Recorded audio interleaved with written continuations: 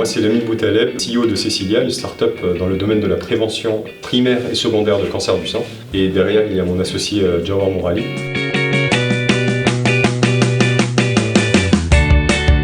Notre application cible plusieurs aspects qui permettent de réduire les risques d'avoir le cancer du sein et pour les femmes qui ont le cancer du sein, de réduire les risques de récidive.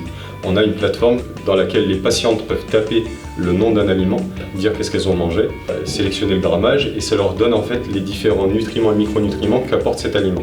Elles pourront avoir en fait un plan global par rapport à leur nutrition pour savoir où elles en sont, qu'est-ce qui leur manque en fait. Et à partir de là, on a des boutons qui permettent de récupérer le top 10 des aliments les plus riches en nutriments, qui permettent du coup de combler ces manques. Nous, ce qu'on propose, c'est vraiment de la nutrition qui permet de réduire les risques de maladies, qui permet de rééquilibrer les nutriments basés sur la recherche. Notre objectif, c'est vraiment de donner aux patientes la possibilité de prendre en main leur santé et ne pas être simplement dans les mains des oncologues.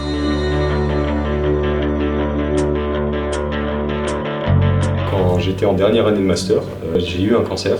Et en fait, cette expérience, elle a changé pas mal de choses. Ça m'a permis de vivre en fait les traitements que vivent les personnes qui ont le cancer, les différentes épreuves. Et en fait, c'est ça qui m'a vraiment donné envie de faire quelque chose pour ces gens-là.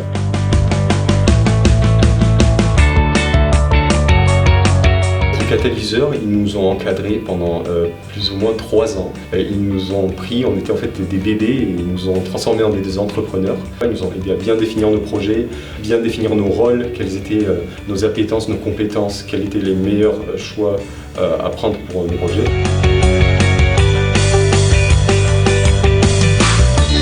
Le plus important, c'est la problématique. Il faut que vous répondiez à un problème. L'innovation, ce n'est pas une idée, comme beaucoup peuvent penser. Vous identifiez que quelqu'un a un problème, vous analysez si beaucoup de gens ont ce problème, et à partir de ce problème, vous allez déterminer plein de sous-problèmes. À partir de ce sous-problème, vous allez créer plein de fonctionnalités qui vont y répondre, ce qui va vous permettre d'avoir une vraie innovation qui répond à un besoin.